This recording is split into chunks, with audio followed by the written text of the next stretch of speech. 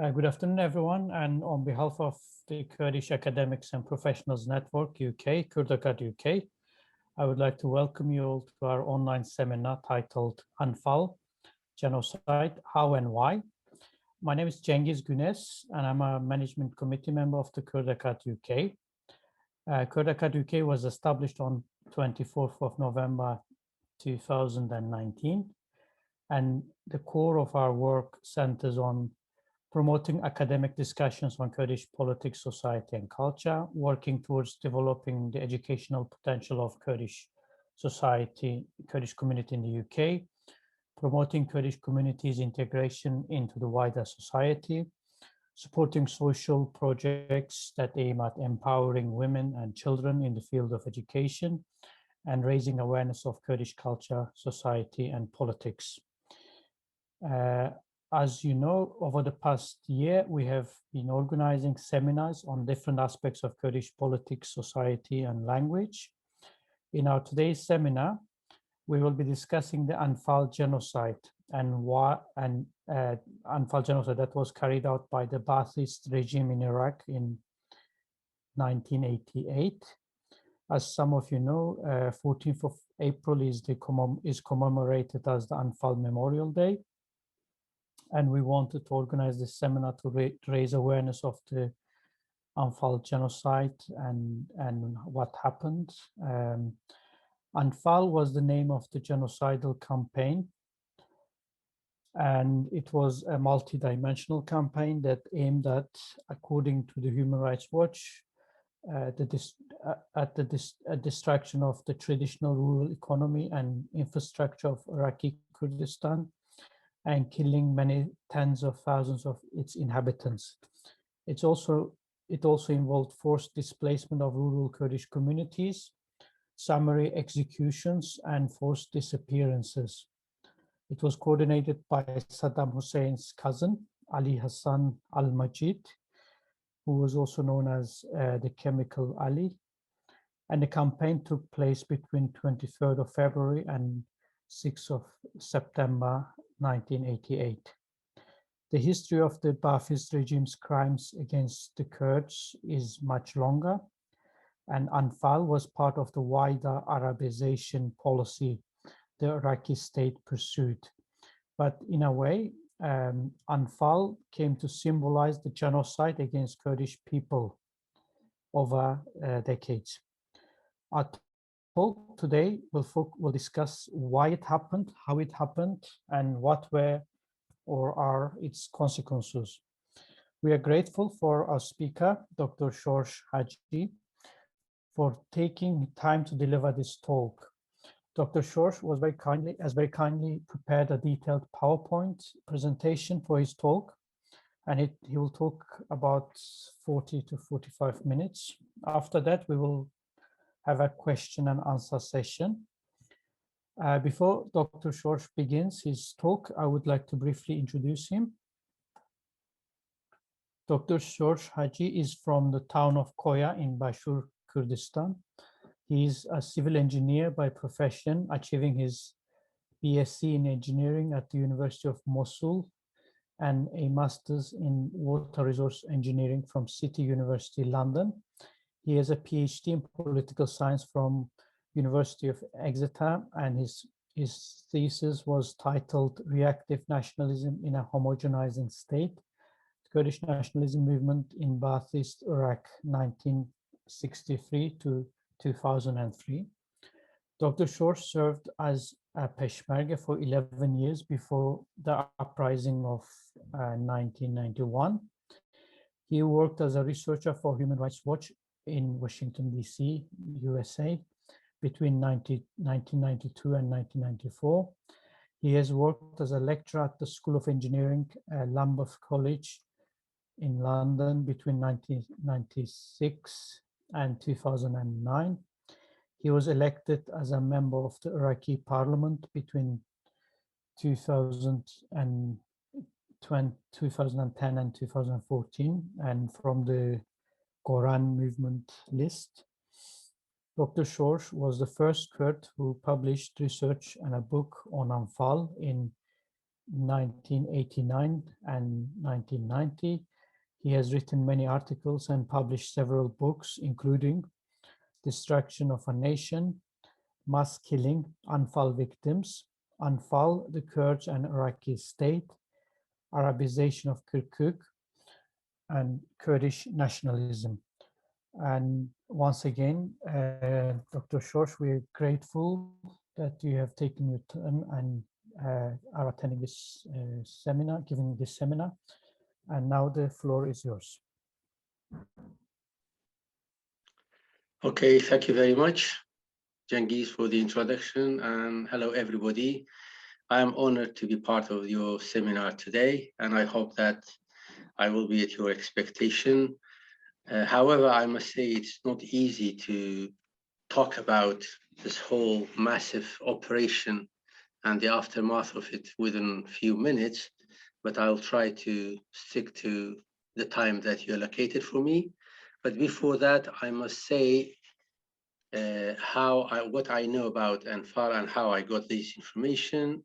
Number one, I was Peshmerga, as you said at the beginning, and I've seen most of the areas that was part of the Anfal operation, except part of Badina and the whole governorate. The rest I've seen almost every village, every region. And I personally witnessed 3 stages of Anfal myself.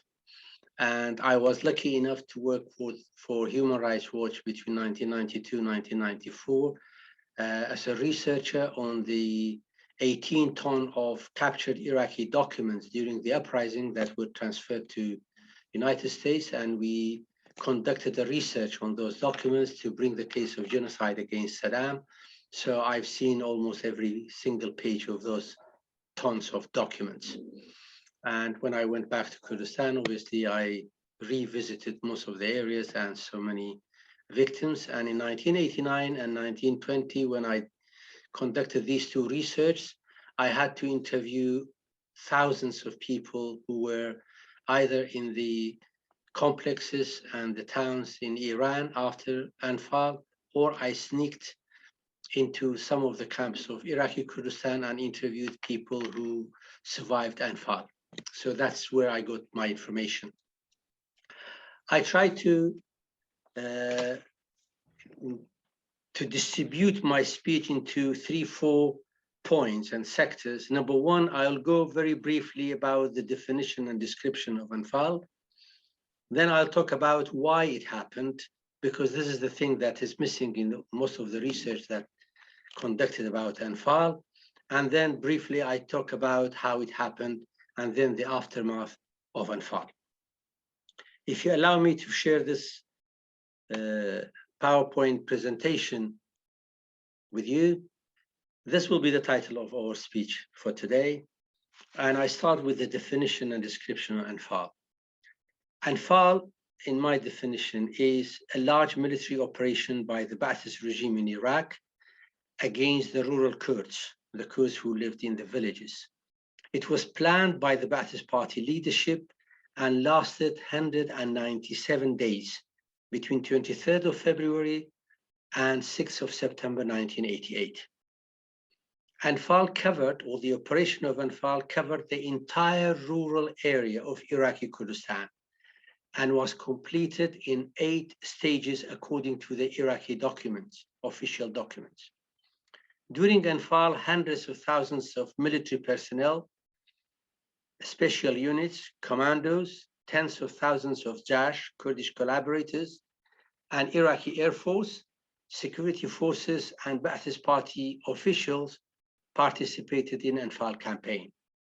And it was led by Ali Hassan al-Majid, who was a cousin of Saddam Hussein and a member of Ba'athist party leadership and a member of Iraqi's Revolutionary Command Council, RCC.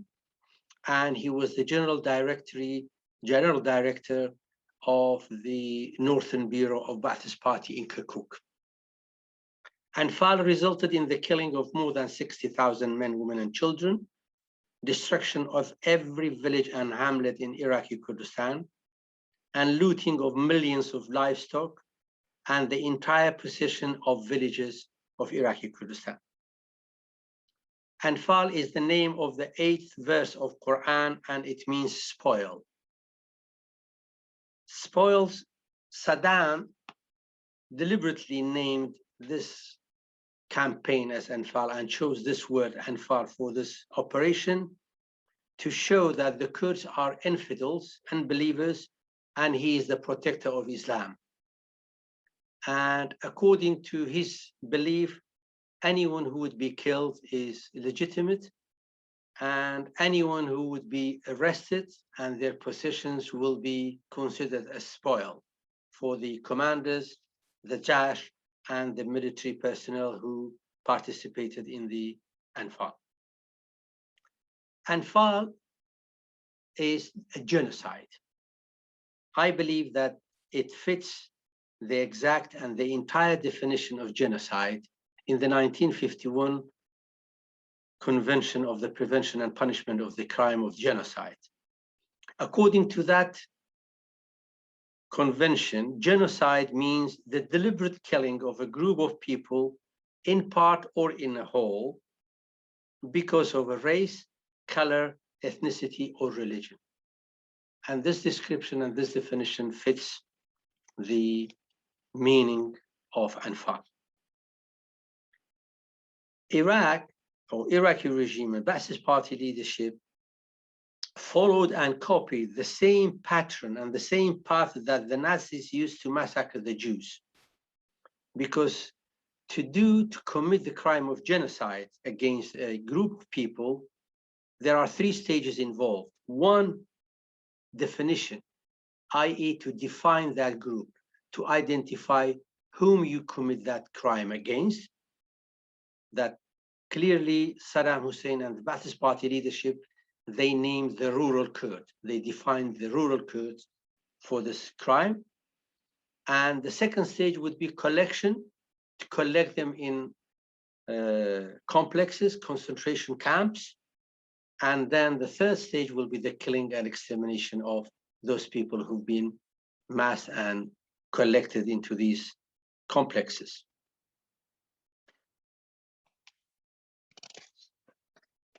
When we talk about the definition of Anfal, we must say why Anfal happened.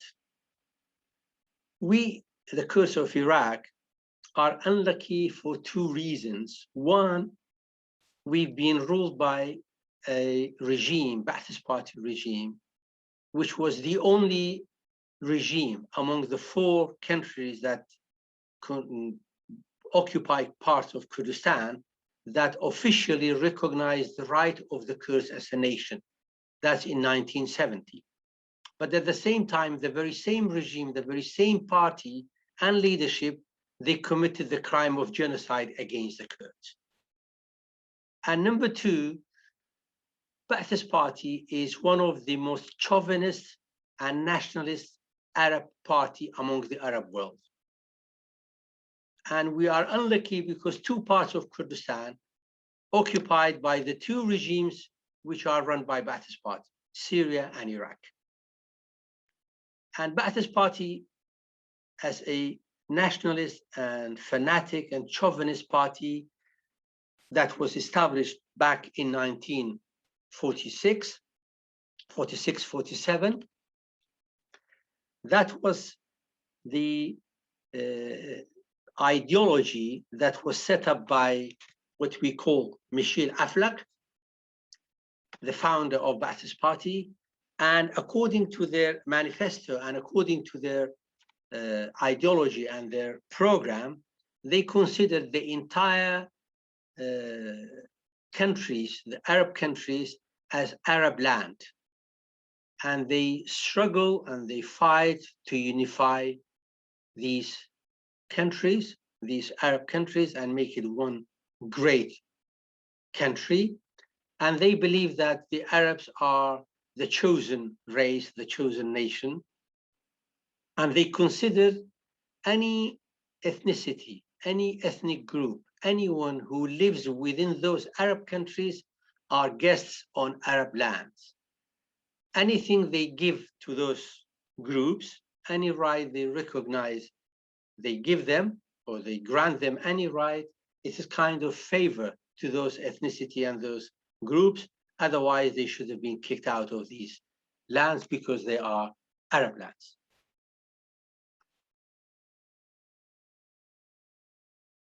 Ba'athist Party in Iraq ruled Iraq for around 11 months back in 1963, and then came back to power in July 1968. Right from the very first of the Ba'athist Party's rule in Iraq back in 1963, they started implementing their policy against the Kurds, against those groups, in their definition, a group of people who were guests, who are guests on the Arab land. And their pillars in their policy towards the Kurds and any other ethnicity within the Arab land were two things. One, Arabization, two, deportation. Arabization by forcing people to declare that they are Arab, by bringing Arab settlers into the places of the Kurds where the Kurds live. And the second pillar was deportation, i.e. they were deporting the Kurds from villages, from neighborhoods in Kerkuk, villages around the oil fields of Khanaqin and Kerkuk. That's, I'm talking about 1963, deporting those villages, those neighborhoods, the Kurds from those villages and those neighborhoods, and bringing Arab settlers from the south in their places. So deportation and Arabization are the two main pillars of Ba'athist Party's policy towards the Kurds and any other ethnicity living on the Arab land, according to their definition. When in 1968, when they came back to power, they even benefited from their first experience of 1963. So they carried on and tried to complete the mission and the policy that they started in 1963 against the Kurds. But they had some difficulty within themselves, and they had some rivals in Iraq. That's why, for a period of time, and that's where I said that they recognized the rights of the Kurds, they admitted the right of the Kurds in Iraq in the Treaty of Azar 1970 as a tactic to prolong their rule in Iraq and to postpone implementing their policy against the Kurds until they get stronger and they get rid of all their enemies and rivals. There was an academy in Baghdad where all the Ba'ath Party leaders and army commanders and security apparatus officers must have taken courses there and must graduate from that. It was called Bakr, Ahmed Hassan al-Bakr, the president, the former president of Iraq, Bakr Academy for Strategic Studies. And within that academy, they were teaching those people the threats to the Arab unity and to the Arab national interest. The three perils that they describe in their strategy, in their teaching of the strategies of the Ba'ath Arab Party, were Israel, Iran, and the Kurds.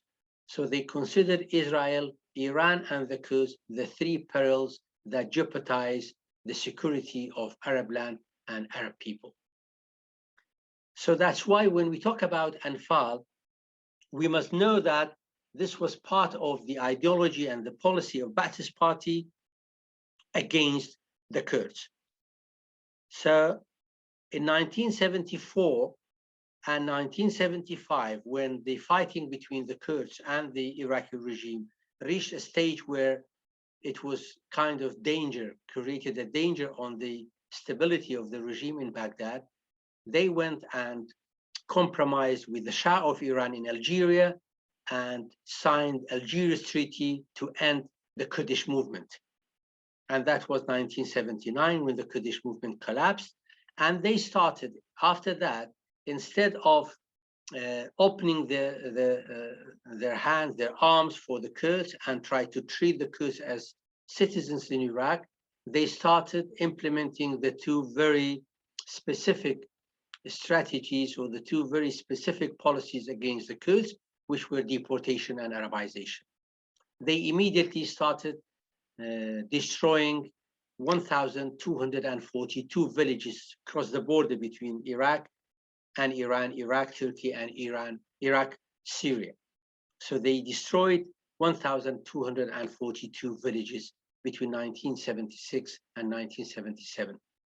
And they started a fierce campaign of Arabization around Kerkuk, Khanaqin, and Sinjar area, i.e. they deported the Kurds in their villages and in the neighborhoods of Kerkuk and the villages around Kerkuk, Sinjar, and Khanaqin, and bringing Arab settlers to those areas, and started changing the borders of the administrations of the governorates and the towns and the municipals within those towns, so that they cut off some part of the Kurdish towns and villages and give it to Nineveh and Tikrit governorate and Diyala governorates, and give some of these villages and Kurds that would change the demography or the population of Kirkuk and Mosul to Duhok and Erbil and Suli. So when there will be any census or any census in those governorates and towns and cities, the population of the Kurds will be less. Then, luckily for the Kurds, the Iran-Iraq war, although it was something bad and hundreds of thousands of people were killed during this war between Iraq and Iran, but for the Kurdish movement, it was a good timing because Saddam Hussein could not implement fully the policy that they wanted to implement against the Kurds, because they were busy in the front line and the fighting and the war with Iran. In 1982, a massive demonstration started in Iraqi Kurdistan, and the first demonstration was in the town of Qaladiza on 24th of April 1982. And it spread around in the other towns and cities, including Kirkuk, Erbil, Suleimaniye, Koya, almost the entire part in towns and cities of Iraqi Kurdistan, that forced the Ba'athist party to think again how to deal with the Kurds. So the General Security of Ba'athist party, they sent a long report to Saddam Hussein explaining the reasons why this uprising and those demonstrations occurred in the towns and cities of Kurdistan. So Saddam Hussein implemented or did two steps. Number one was to strengthen his grip of power in Kurdistan, and number two, to start negotiation with the Kurdish political parties in the mountains, i.e. the Peshmerga. The document that you see here, this handwriting is Saddam Hussein's own handwritten comments on the report, because it's a long report, as you can see. It's more than 10 pages, 11 pages. Okay, he wrote on that with his handwriting that, okay, well done, but what we need is to have one member of the Ba'athist party leadership in Kurdistan permanently to be aware of the things that happen in Kurdistan and to implement Ba'athist party's policy in Kurdistan. That's where they started and they opened an office in Kirkuk called Northern Bureau of Ba'athist Party. Ba'athist Party divided Iraq into 5-6 sectors, and for each sector, for example, the west of Iraq, Ramadi, Diyala, and Najaf, they set up Al-Furat Al-Awsat Bureau. Baghdad had his own bureau. Basra, the Qar, they had their own bureau. East of south of Iraq had another bureau. So they set up a bureau in Kirkuk called Northern Bureau of Ba'athist Party, and they appointed one member of the Ba'athist Party leadership as the General Secretary of the Ba'athist Party in Kerkuk. So they appointed someone called Muhammad Hamza Zubaydi there. And Saadi Mahdi Saleh before that, then Muhammad Hamza Zubaydi. So during that time, after the appointment of Saadi Mahdi Saleh as the General Secretary of Northern Bureau in Kirkuk to be in a direct contact with Baghdad and the rest of Kurdistan and Mosul as well, as they started negotiation with the Patriotic Union of Kurdistan, and the negotiation lasted for about a year and 4 months. And it started in December 1983 and ended on 15th of February 1985. But immediately after the collapse of the negotiation between PUK and the Iraqi government, Patriotic Union of Kurdistan led by Talabani, immediately after that, a massive campaign of village destruction started in Kurdistan. They declared Muhammad Hamza Zubaydi, he declared all, as you can see here, he put an embargo on all the towns and villages of Kurdistan, and he decided to withdraw all the schools, medical centers, and any Iraqi officials from those villages, and consider those villages security area, the villages and the areas around the towns and cities of Iraqi Kurdistan as security zones, i.e. These are subject to this economic embargo, and anyone coming there or going there must be arrested, must be interrogated, and their people were not allowed to go to the cities and buy stuff, buy their rational, and go back to their villages. And they asked the people to leave their villages and come to the complexes and concentrating camps around the towns and cities of Kurdistan. And they used military operations to bombard and destroy hundreds of villages outside the towns and cities of Iraqi Kurdistan. But when Muhammad Hamza Zubaydi failed to implement completely what was meant to do in Iraqi Kurdistan by destroying all the villages and declare the areas around the towns and cities which are not under direct control of Iraqi regime, declare them prohibited area, Saddam Hussein decided to appoint his cousin, Ali Hassan al-Majid, as a general director of the Northern Bureau of Ba'athist Party in Kerkuk. According to this RCC, Revolutionary Command Council Decree number 160, Ali Hassan al-Majid had the power and authority of Saddam in Iraqi Kurdistan. According to this Revolutionary Command Council Decree, which is the highest council, the highest place where any decree would be issued from, he had the control of all the army units, 1st and 5th Corps, all the intelligence apparatus, all the security directorates, all the Jash, the Kurdish collaborator units and battalions, it says here, to implement Ba'athist Party's policy in Kurdistan and bring back peace to those areas. So that was the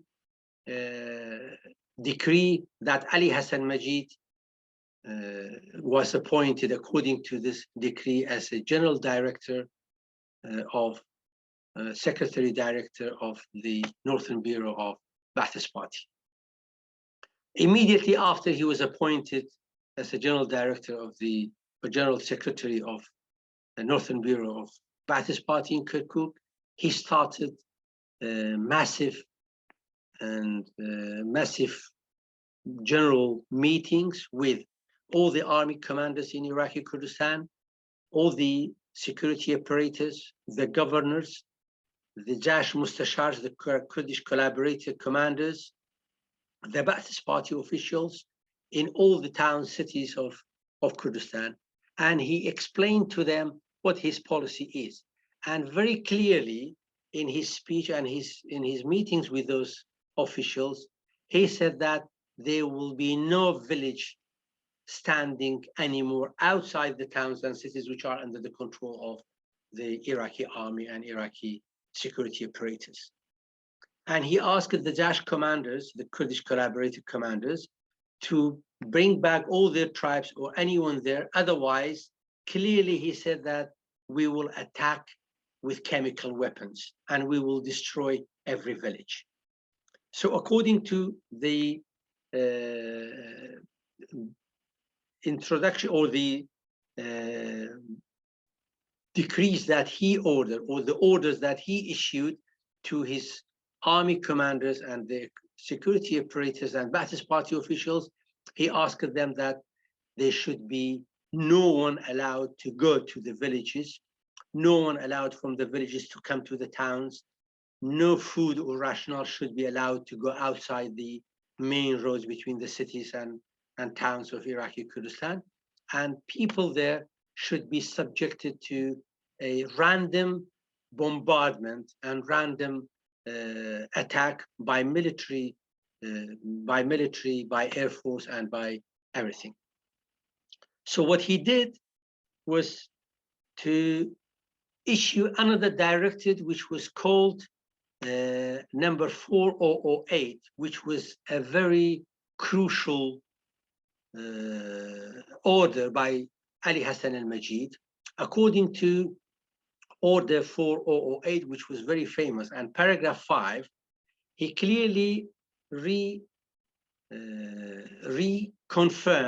that anyone live in those areas, in those prohibited areas, should be killed, should not be allowed to live. And here in the one that's underlined, this paragraph 5 of 4008, he clearly says, any male between the age of 15 and 70 found in those villages outside the towns and cities of Iraqi Kurdistan should only stay alive for a period of time for interrogation. After that, they must be executed immediately.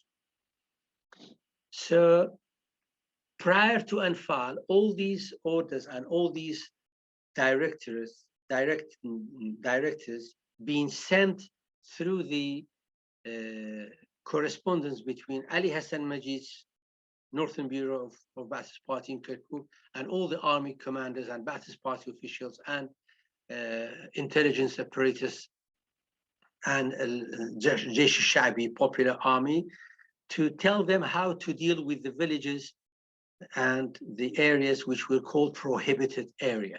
No one allowed to go there, no one allowed to come to the cities and be part of the people. During that period, it was the general census of October 1987. In 1987, there was a general census in Iraq, and according to another RCC decree number 292, any Iraqi citizen who is not participating in the general census of 1987 will lose his or her Iraqi citizenship. And if he or she captured or arrested in any place, they will be considered as traitors and agents of Iran and Israel, because they are not Iraqi and they are inside Iraqi border. So this 1987 general census was another step preparation for Anfal. So on the 17th of October 1987 general census, no census official was allowed to go to the villages outside the cities and towns of Iraqi Kurdistan, and no villager was allowed to come to the towns and cities to register themselves. So i.e., they were stripped of their Iraqi citizenship, and anyone, even if not the directive number 408 or the number 408 paragraph 5 that says kill them, they would automatically lose their citizenship and they will be subject to treason and they will be executed anyway. So all these happened before Anfal started. So now you can tell that how it started and why it started. So from 1987 76 until before Anfal 1988, tens of thousands, hundreds of thousands of villages were rounded up from their villages and were settled forcefully in concentration camps around the cities and towns of Iraqi Kurdistan. The ones who remained in the villages were called rural area.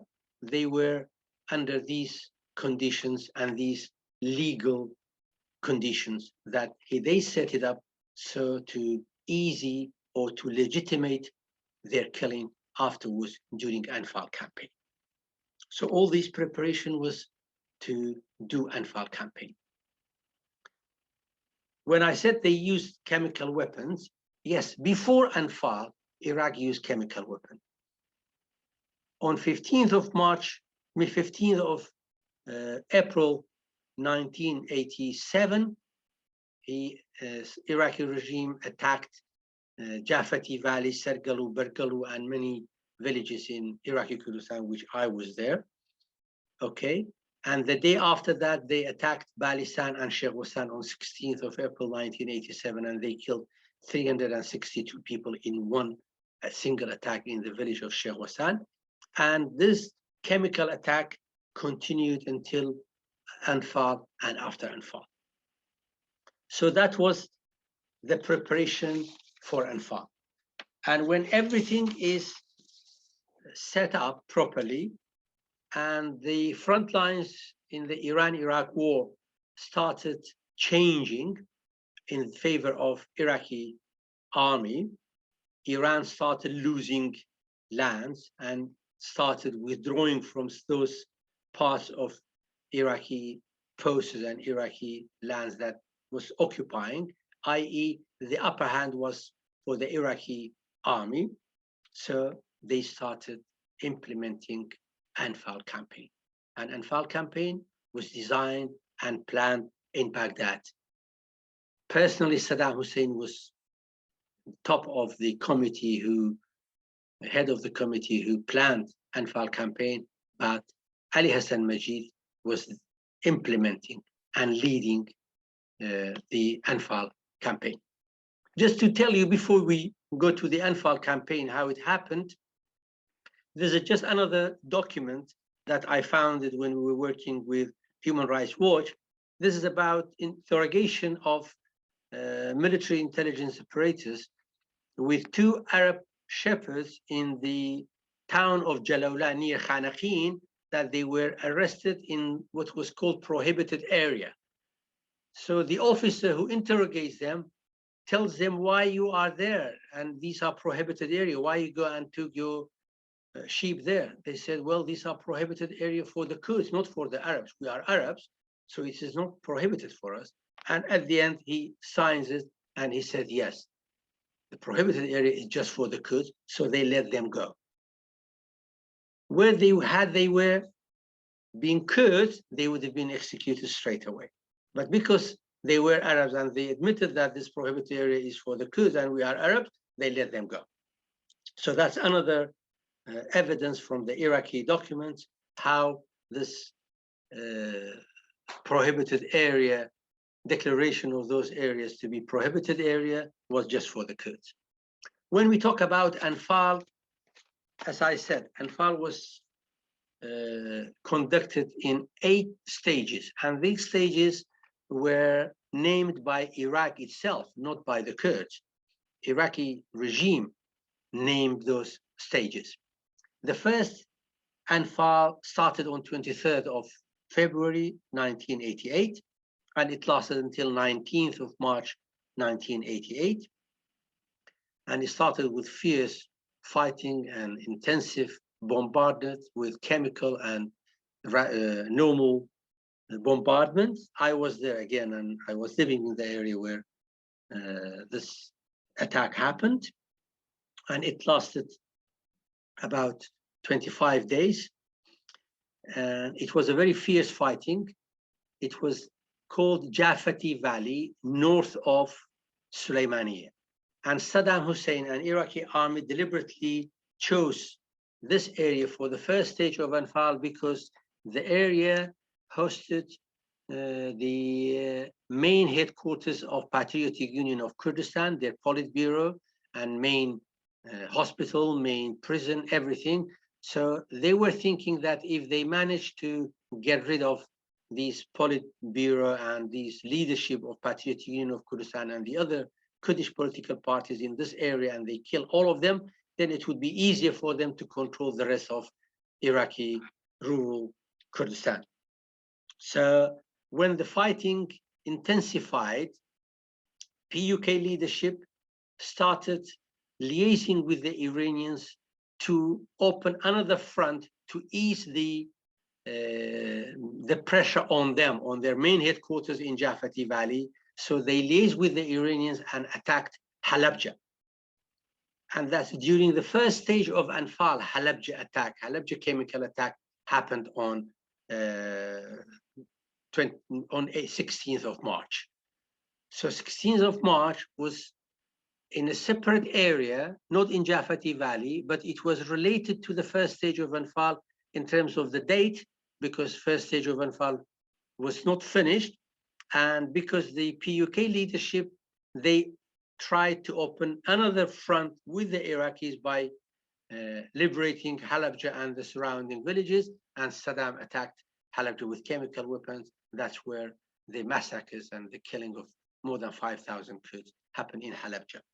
On 19th of March, the first stage of Anfal finished, and it was published in official gazettes in Iraq, and they were very proudly naming that first stage of Anfal campaign.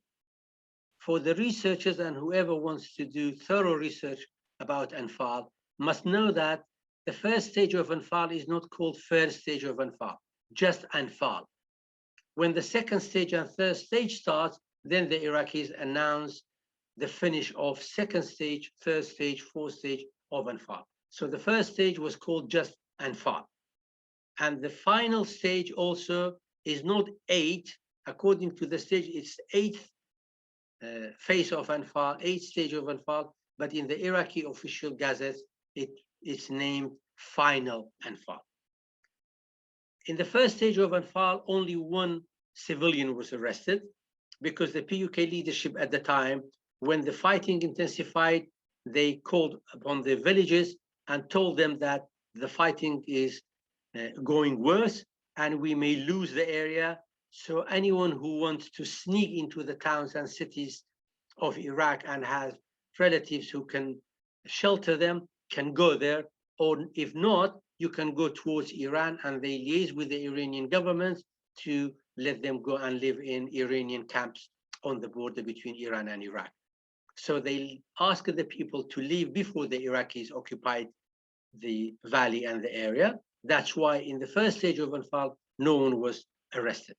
Immediately after that, second stage of Anfal started. The second stage of Anfal started on 22nd of March, and it was in Qaradagh area. Qaradagh area, again, is a very wide area south of Sulaymaniyah. South of Sulaymaniyah, and it started and it lasted for about 11 days. And from 8 directions, the Iraqi army attacked those villages and valleys. And when I talk about those stages of Anfal and the areas, remember that we are talking about chain of mountains, deep valleys, tens, if not hundreds of villages were attacked by tens of thousands of Iraqi military forces, Jash, Kurdish collaborators, security police, and Ba'ath party officials.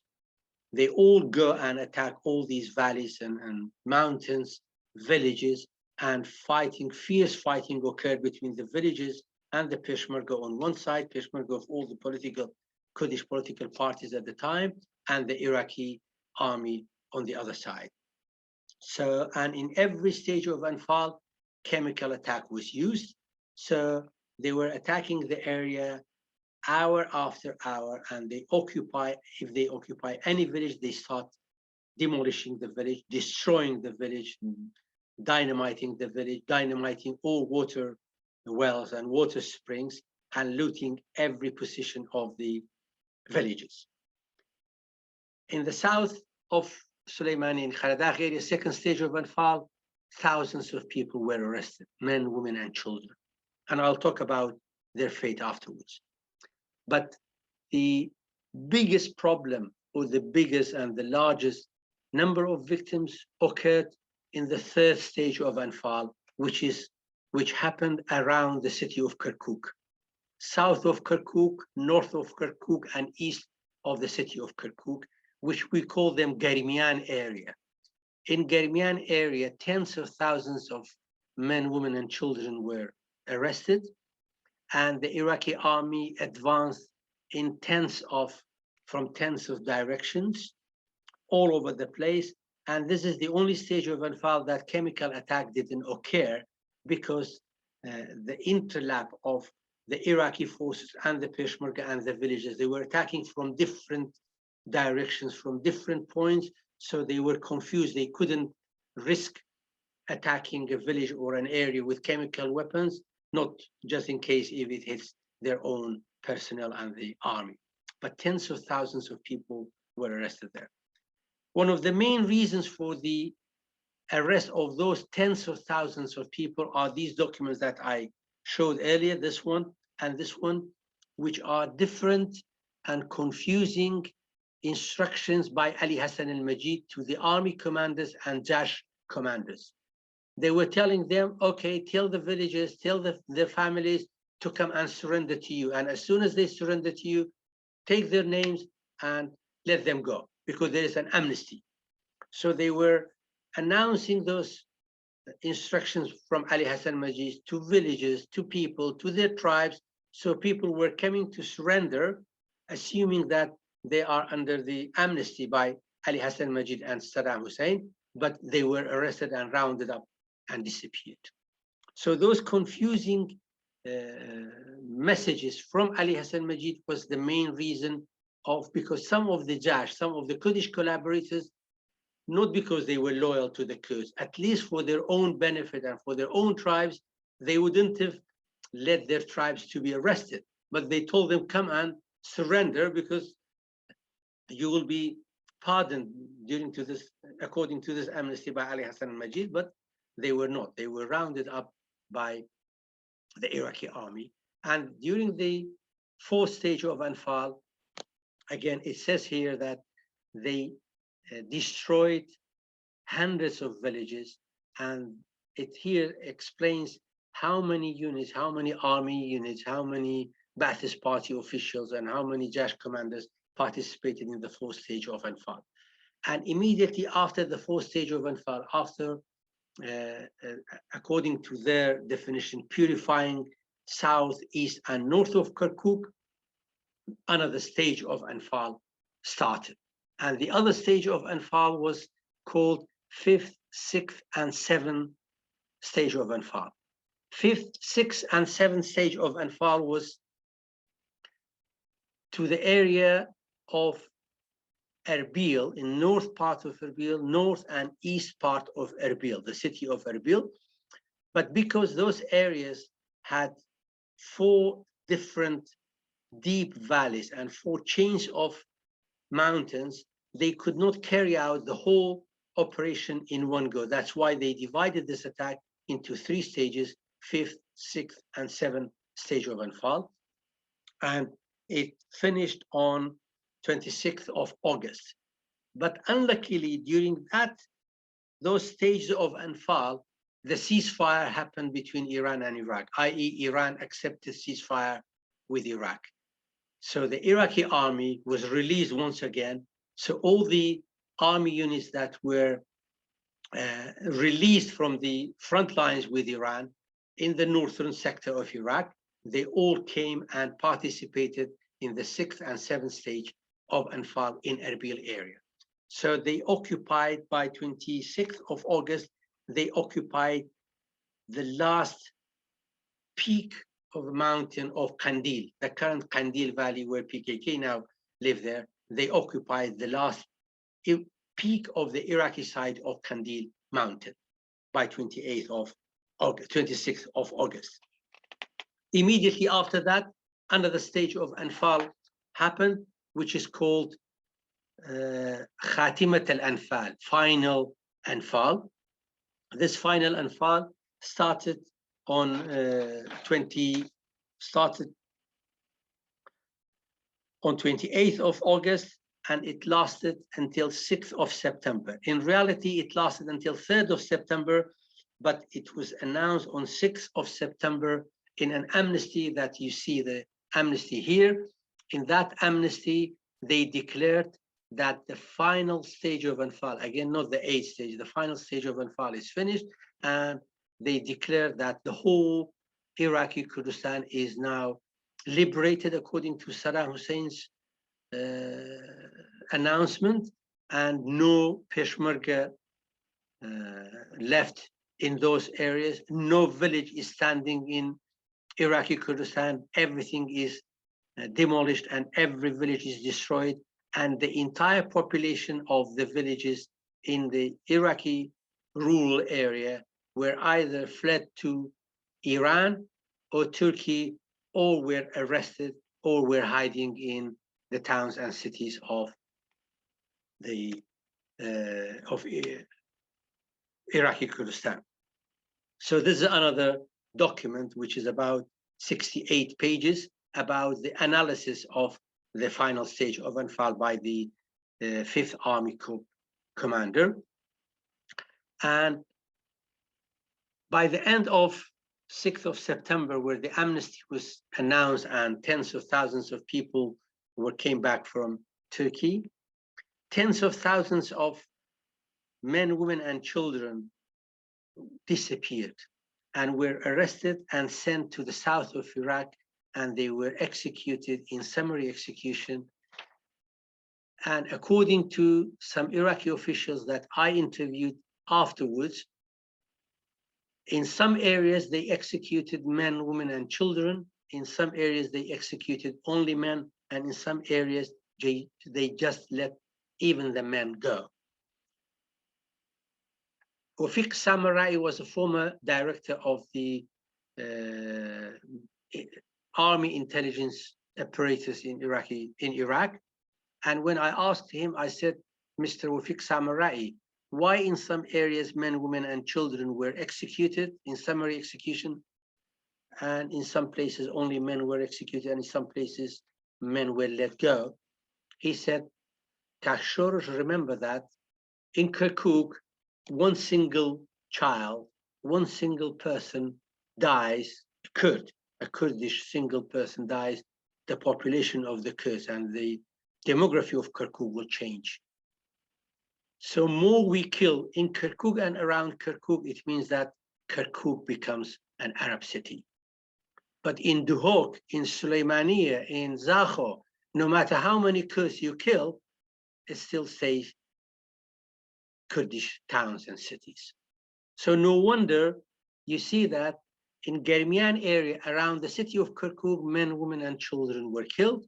And according to some political party officials, it exceeds 150,000 people. According to my own analysis and according to the research that I conducted, it's between 60 to 70,000 men, women, and children were killed and disappeared during Anfal campaign, all the stages of Anfal, because in all Soran area, on the first 7th stage of Anfal, anyone who was arrested were sent to Tobzawa near Kerkuk, and from there they were sent to the south of Iraq to be killed. But in Badinan area, in the governorate of Duhok, they were sent to Nizarke castle, Nizarke army castle, and from Nizarke they were sent to Sulamiya, and from Sulamiya they were sent to the death squads in the south. But some of them were lucky because some of them were included in the general amnesty of 6th of September, i.e. whoever survived until 6th of September from Badinan area managed to get away with it because the general amnesty included them. And aftermath of Anfal, believe it or not, ladies and gentlemen, I was Peshmerga there and I saw the stage of Anfal and destruction of tens of villages and the killing of hundreds or thousands of people. No one said anything about Anfal. No government, no parliament, no TV station or even newspapers. There were some activists, there were some members of parliament, and some people who were friends of Kurds. They were talking about Anfal and Halabja attack. The Halabja attack was, received a very good publicity because of the Iranians who managed to go there and let some foreigners to go to Halabja and take pictures. Otherwise, Anfal campaign was not given any publicity, and that was the main reason that made me conduct these two research and publish these two books in Arabic and English about the mass killing of the victims of Anfal and the destruction of 3,837 villages that were destroyed during Anfal campaign. And no one said anything after Anfal. But again, luckily for the Kurds, on 2nd of August 1990, you know that Saddam Hussein occupied Kuwait, and for the Kuwait, you know what happened there, and the entire international community sided with the Kurds. And you know, after that, when Saddam's regime fell in 2003, Saddam was on trial. But again, some of the current Iraqi officials and former Iraqi officials did not allow Saddam to stand trial in Anfal. They executed him before the trial of Anfal starts against Saddam Hussein. Thank you very much. And that was my speech and presentation. I hope that I covered a little bit of Anfal, and if there's any question, I'm here for you. Thank you so much, Dr. Shorsh. It was a really detailed and informative presentation. I've learned a lot. And now we have about 15 to 20 minutes of question and answer session. So if you have anyone who has a question, we need to, you could raise your hand, or you could write your question. And we have Vaisi. Vaisi, can you unmute yourself, or you're not able to? Oh, you yes, can. Now go ahead now. Please ask the question. Yeah, thank you very much for this extensive presentation, which was very interesting, and actually the details, as Cengiz mentioned. I've got three questions. One interrelated question and another question. The first question referred to the role of neighboring countries, like, okay, that's like especially Iran. What was the role of Iran in this genocide, whether it was, and Turkey, for example, and other countries, whether do you know anything about this? And also the question about the role of the Kurdish parties as well. Like when we, especially Armenians, when they talk about the Armenian genocide, or Jews, when they talk about Holocaust, they always also refer to the role of the own leadership. And what about the Kurdish leadership? Like whether not indirectly, whether because of the policy they could not protect the community, how, and whether they indirectly contributed to this actually. This Anfal campaign, and especially when you also mentioned the Algeria treaty, when what was the role of the Kurdish forces, that they relied on America and Iran, and that they abandoned the Kurds. That's the first question. Second question, my second question is related to the at the end you mentioned tiny bit actually to international dimension of this campaign, like first in terms of conduct, and secondly, in terms of recognition, like when we compare with, well, there are Armenian genocide, the Holocaust, Rwanda, these are very well-known main genocide cases, but also the Kurdish cases not recognized. And the way how they conducted by, like, how the Turkish Ottoman or Young Turk, how they conducted this genocide, for example, and the Nazi regime as well, but also in Rwanda. And when we compare with the Saddam regime, how they conduct this, whether there's any kind of links, or if we compare, and in terms of recognition, and especially the role of diaspora, the Kurdish diaspora, actually, like in case of Armenia and Jews, the diaspora played a crucial role what about the Kurdish? Can you say also anything about the role of Kurdish diaspora, whether they fail to actually be active and or because of the statelessness, they are not recognized, they are not taken seriously? I mean, that's the question I wanted to ask. Thank you very much in advance. Can I answer them, Cengiz?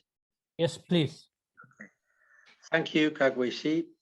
As the role of the neighboring countries, in terms of the military part or military aspect of this attack Anfal campaign, neither Turkey nor Iran participated in any way with the Iraqis against the Kurds. On the contrary, Iran and Turkey, they hosted thousands of refugees who fled the fighting areas to there.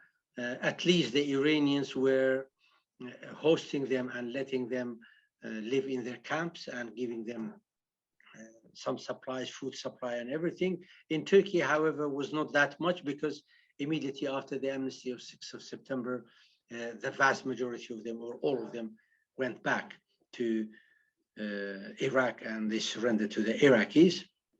As for the Kurdish parties, this is a very big question, Kagwesi, and this is something that we all argue about it. And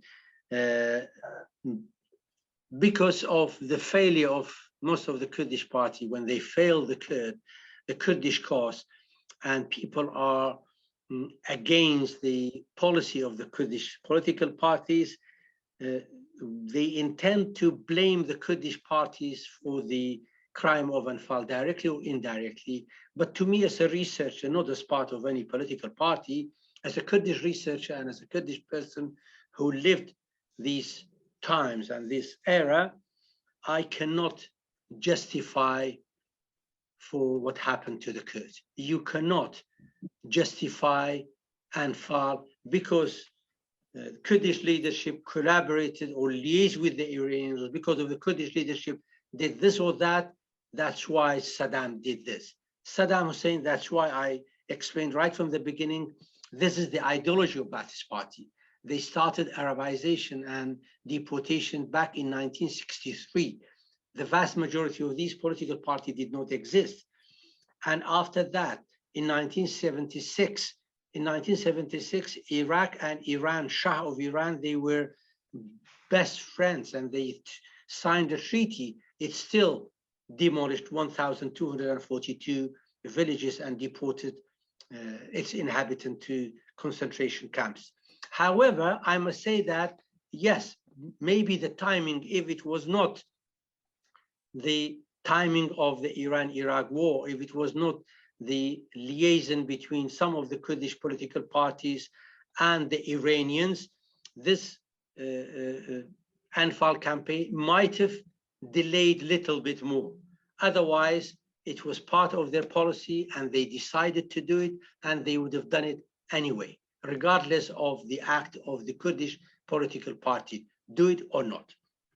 As for the recognition, yes, we all are responsible for not working hard to make this Anfal campaign, Anfal recognized genocide by the international community, because we don't work hard, and because of the Kurdish political parties, they want to divide the Kurdish diaspora as well, and the Kurdish regional government does not work enough to support the Kurdish in diaspora, to work in the international arena to make this Anfal campaign recognized as a genocide committed against the Kurds.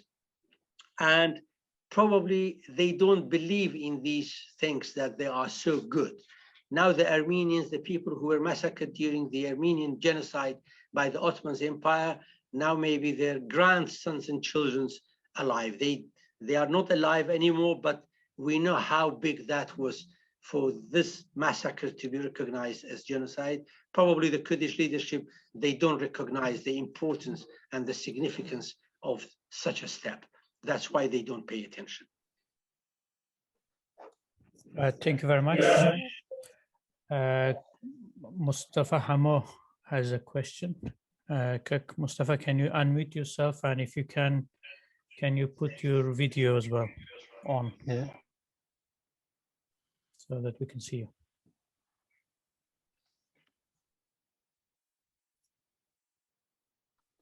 Okay. Yeah. Thank you, Shorsh. I remember during Ali Kimawi trial, when he was confronted about the number of the victims of Anfal, he contested the numbers. And as far as I remember, there was no specific figure of the number of the victims.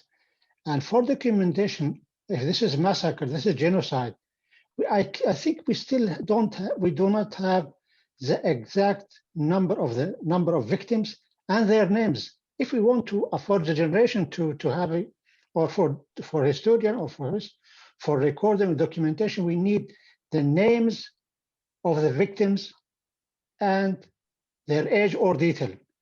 Another question. You said the Josh who took part in the Anfal campaign. I would like to know how many, their numbers and how they were recruited by the Saddam regime. Thank you. Okay. First of all, of the number and name of the Anfal victims, I must tell you now officially that up to this moment, there is no official correct number and name of victims of Anfal. And it's been so many years, decades, and still the Kurdish regional government could not and did not complete a proper list of names and number.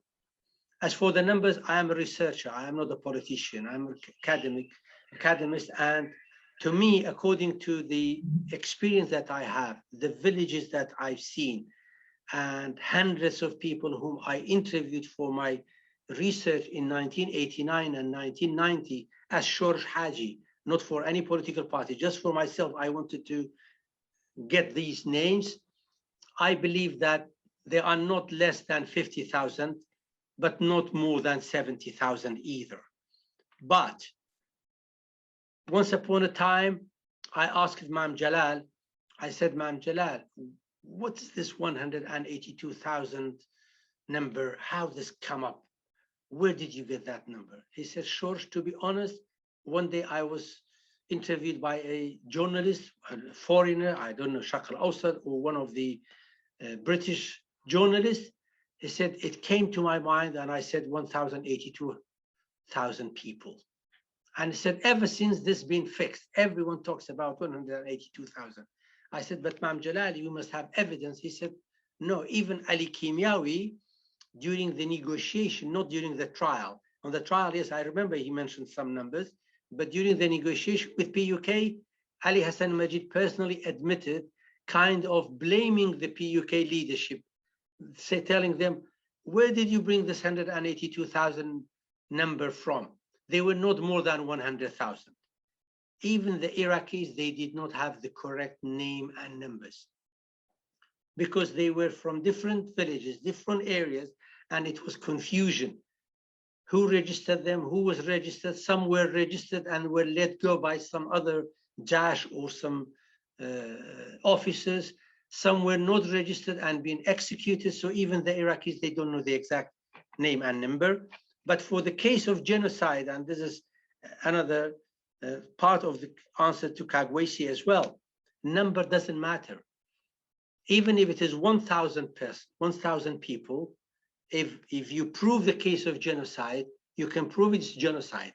Whether it is 100,000 or 1,000 people, you can still prove the case of genocide if you prove that they were killed due to their ethnicity, due to their religion, or the other specifications. And for the Jash, it is a history, Mustafa, how Jash, according to the list that I have, more than 250,000 Kurds were Jash by the time of Anfal. 368 Fauj battalion, 368 Fauj Khafifa, battalion of Jash, existed at the time of Anfal. In 1988, 368 Fauj, and each Fauj was between 300 to 1,500 Jash. And they were Kurdish collaborators, collaborating with the Iraqi regime. They were getting money from Saddam and killing Kurds, destroying villages, and deporting villages from their places. And every single Kurdish Jash battalion participated in Anfal campaign, from first stage to the 8th stage. But I must say again, there were Jash who were rewarded by Saddam because of their bravery, according to Saddam's term, because of their crime against the Kurds. For so many Kurds, they arrested and submitted to the Iraqi regime, and they were killed. But at the same time, there were Jash who let hundreds or thousands of men, women, and children to sneak and get away, let them go. So there were those type of Jash. But after all, they were all part of the Iraqi army. They were collaborators, and they were part of the Iraqi army and participated in Anfal campaign, but at different stages. Yeah, thank you. Shorsh, I've got a question about the Jash as well, and yes, mainly what happened to them afterwards. Are they still in Kurdistan now, or what are they integrated back to the society, or yeah, what are they now? The vast majority of Jash, including their commanders, their mustashar, we call them mustashar in Iraqi Kurdistan, the vast majority of them are in Iraqi Kurdistan now. They were integrated to the society, and some of them are holding posts and official places within the political parties and the KRG. And some individuals, after the uprising, they fled to Baghdad, and after the fall of Saddam, they fled either to Europe or Syria or Jordan, some individuals. But I must say that what happened was, during the uprising, there was a general amnesty by Kurdistan Front, Bari Kurdistani. At the time of the uprising, there was a general amnesty.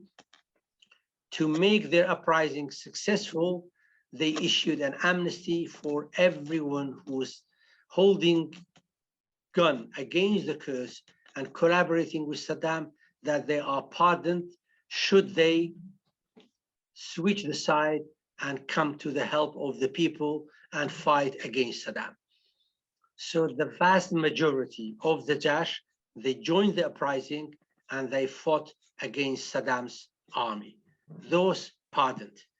However, I must say that even during the amnesty of Kurdistan Front, and afterwards when I asked Barzani, Talabani, Nushirwan, most of them who issued that amnesty, they said that legally they were pardoned from this, what's called a national crime that they committed.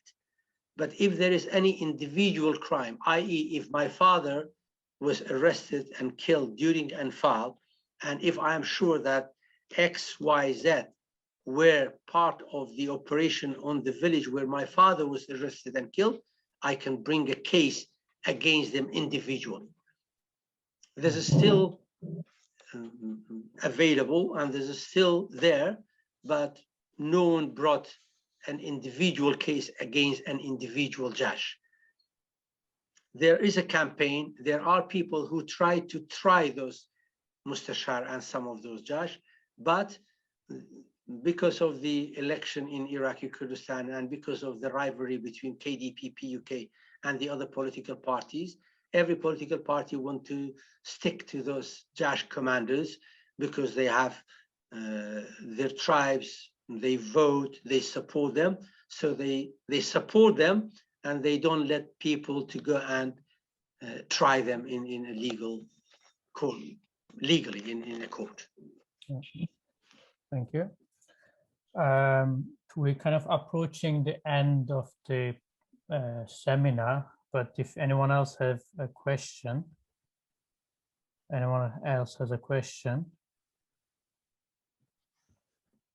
please ask. You can raise your hand or you can type your question.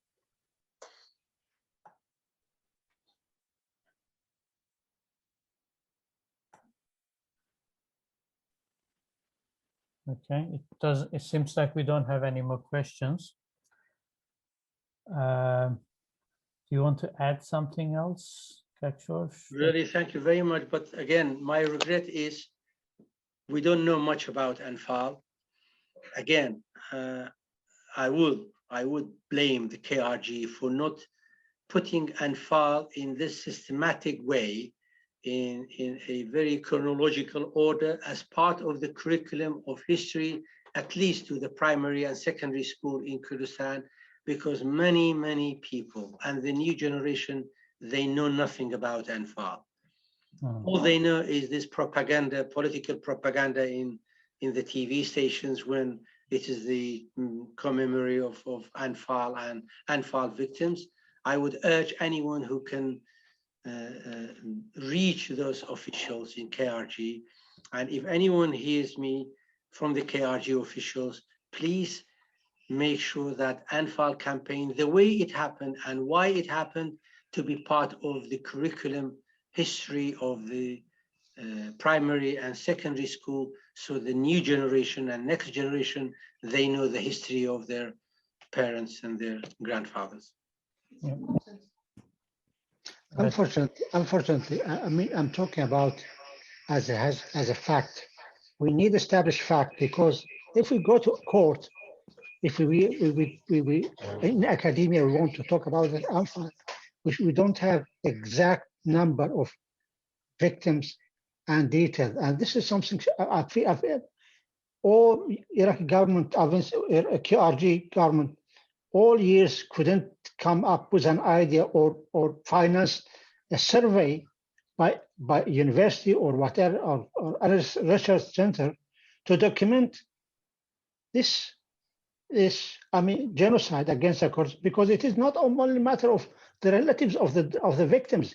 This is for all the Kurdish people, Kurdish nation, for generations to come, to have a look, to read about it, because so many massacres, so many war crimes committed against the Kurds since centuries, and we don't have documents, we don't have archives.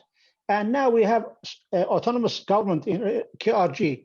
Still, we are behaving the same way. We don't document. Yeah. Thank you. They don't need it. They don't need it. And this thing that you are talking about, they need to spend money. It doesn't bring money to them. If it brings money, they would do it. And a very final question, Shorsh. What about within Iraq? Were there any kind of sort of attempts to address this issue or recognize that it had happened after the fall of Saddam Hussein? Yes, I mean, when I was a member of Iraqi Parliament, we raised this issue, and the Iraqi Parliament, yes, Iraqi Parliament officially recognized Anfal as genocide, but not within a law. It's not a kind of a law that forced the Iraqi government to implement the implication of that admission. It is the Iraqi government who must admit that it was a genocide, and they hold responsibility, not themselves personally, but the Iraqi state as responsible for this genocide, because this will lead to implication of giving money to people, compensate villages, and a lot of legal issues that they don't want to go under that obligation. Yeah, thank you very much. And seems that Sorry, hello? Yeah, sorry. Do you want to? Do you have a question? Yes. No, I'm Can just you, sorry. Can you put the video on, please? Okay. Probably. My apologies. I just had one comment. Maybe two seconds. Hoshman Ismail, but about the Ali Hassan Majid, who was by the court. He was basically convicted for a genocide against the Kurds. So just giving this comment, whether this is not why, if Ali Hassan Majid at the time was convicted, and for the Halabja as well, and for the crimes against humanity, why still, because he was kind of an official within the state of Iraq, why the Iraqi government has not been held responsible for the crimes committed by the officials of that? Sorry, just whether it's a question or a commentary for Kak Shorsh. Well, thank you very much. But they did admit it. But again, as I said, in Iraq, there was no attempt by the Kurds to force the Iraqi government to admit that it was genocide, because according to Iraq, the Ba'athist party is dissolved. All the apparatus and establishments of Ba'athist party or the previous regime were all demolished by the Iraqi constitution. So according to them, Ali Hassan Majid was the general director of the Northern Bureau of Ba'athist Party. Ba'athist Party is dissolved, so they are not under any obligation to come under obligation of carrying responsibility for someone whose organization is not part of the Iraqi state. But should we force the Iraqi government, push the Iraqi government, we must get to a point where we can make the Iraqi government admit that, yes, the Iraqi army, Iraqi intelligence apparatus, Iraqi Air Force, Ministry of Defense, Ministry of Interior, they were part of this crime, this Anfal campaign, and at that point, they would be held responsible. But as crime of Ba'athist Party, they cannot be held responsible for crimes of Ba'athist Party.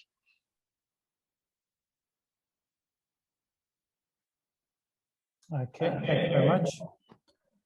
And yeah, so it's been a pleasure to host you, Kak Shorsh, and I'm sure everyone has learned a lot. The comments indicate that they have really enjoyed. I don't know if enjoy is the right word, but it was a very informative and very detailed talk, and we are grateful that you have taken part.